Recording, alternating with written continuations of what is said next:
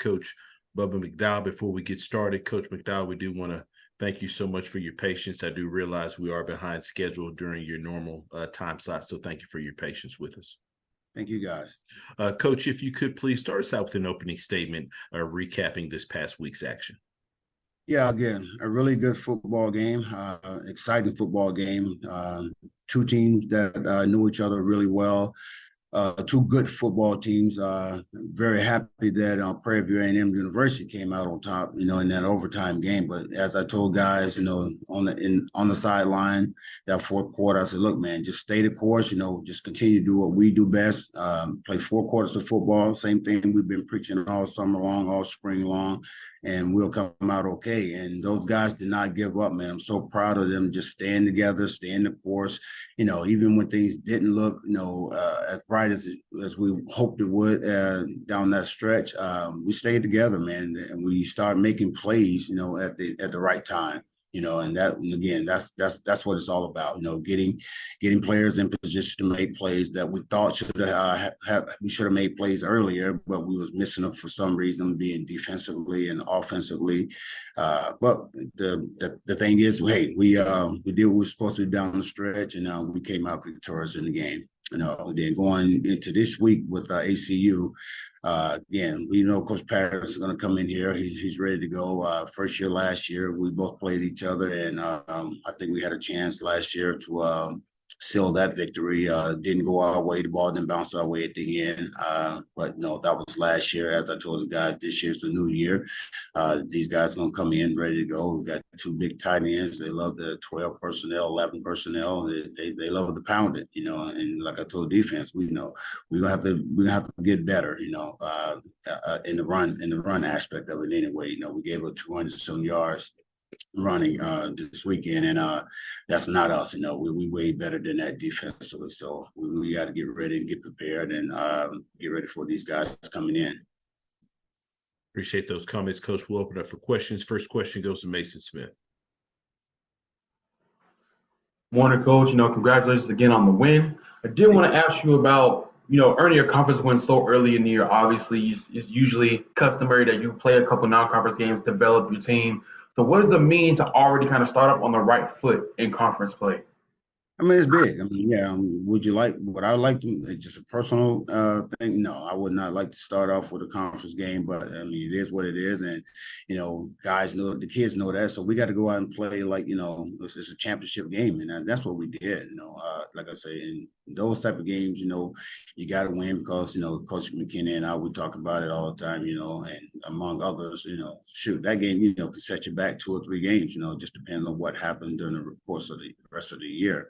So, yes, it's a tough game, but, hey, still got to play it. Go out. You got to go out and win it. Thank you, Coach. Next question goes to James Hill. Hey, Coach, I hope you and everybody in Houston are well. Congratulations. Talk a little bit about that victory. It's a rivalry game, and you get out of there in overtime. That's got to be a beautiful thing to start out the season. Absolutely. Again, here, Coach, it's about us playing 4 quarters of football. We knew coming in, we talked about it again all summer long. I know I sound like I'm reiterating myself over and over again, but it is what it is. We knew we was going to play against a tough team, with Texas Southern. They know us. We know them.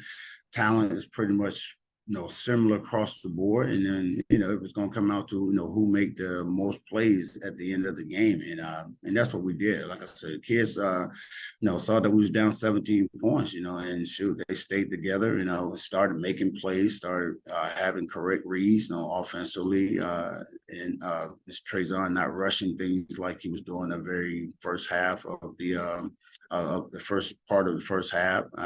He once we got him over there, settled him down, then he started making those plays, and that's who he is. Once you settle him down, and he's a playmaker.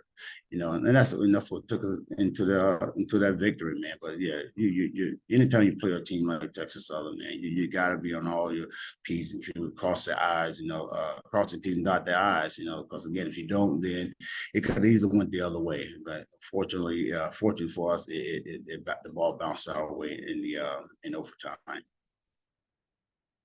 Abilene Christian, what do you know about them? And so far, when you look at that particular program, what are you seeing so far about this team?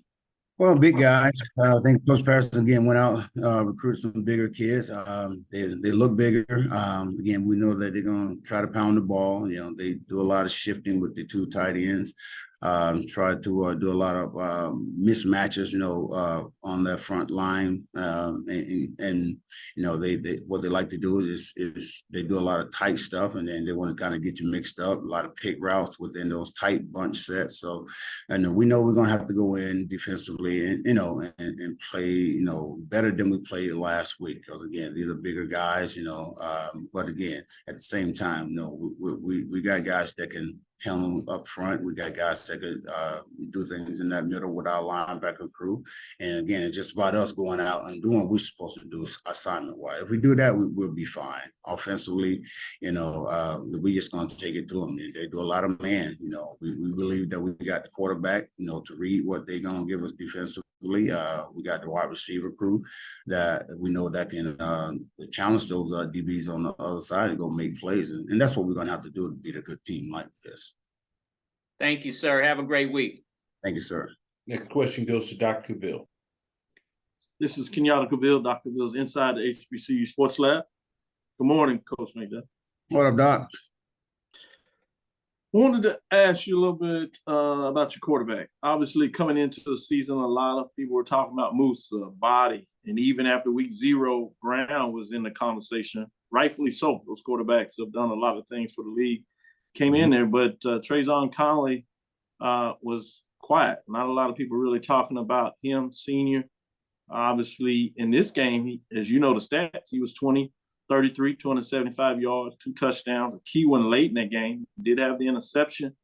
And usually you think about him maybe using his legs. He really didn't use his legs in that game, but he spread the ball around a lot of the receivers and got it done. I just wanted to get your general thoughts in terms of how he played and how you expect him moving throughout the season. I think he played really well. I did. Could have played better? Absolutely. Again, it took him a minute to settle down, that second half, should I say, and do the things he's capable of doing, and making plays. We all know he can do it with his legs, coming back this season, we want to see how well he improves with his passing. He has done that. He's has done extensive training throughout the summer. Went to a training camp up there in Atlanta and got a chance to not only I thought was really good, not only just do things on the field, but also go in the classroom and see what it's about in the classroom with professionals and see how they look at things differently than college coaches. So I think that helped him out big time as far as when he got back here. He continued to go to training every Tuesday afternoon and polish up and get better. And as you can see, he has done that, and that's what we've been expecting him to do all year long, all summer long, and continue to do that the rest of the year. Once he settles down and do what he's supposed to do, the guy's pretty dangerous. Follow-up question is regarding this next matchup. But before we do that, transfer players on the offensive side of the ball came in and really played and made some big plays throughout it. On the defensive, you brought in some guys as well. But Texas Southern was able to put up some rushing yards, as you alluded to, 200 passing yards. Abilene Christian in their last matchup had 268 yards. You played them last year. As you said, you were able to get up of them, couldn't hold it down. In terms of your defensive side of the ball, what are you looking to do to attack with Abilene Christian? Looks like they plan to do to mix it up between the pass and the run, specifically being able to run the ball. Again, we just got to take about gap responsibilities. I mean, throughout as we looked at Texas Southern, I mean, our guys wasn't in their gaps. Responsibilities that we asked these guys to do and that they were taught to do throughout the whole week, getting ready for Texas Southern, it wasn't being done. If we get these guys where they're supposed to be. Gap responsibility, be it the defensive line, be it the linebackers, we'll be okay. I mean, we know that they're going to try to mix it up, with the run and pass. But again, if we, get in this week and study the film, study our opponent the way we know how, and coaches putting these young men in position to make plays, we can hold our own.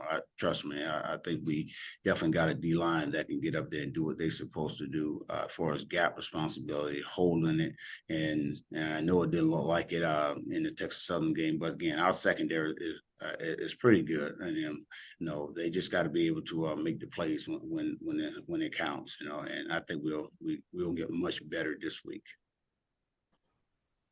I trust you, Coach. Congratulations on the victory Labor Day Classic, and look forward to this first home opener. Thank you, sir. Coach McDowell, as always, we sincerely appreciate your time. Look forward to speaking to you again next week. Thank you, guys.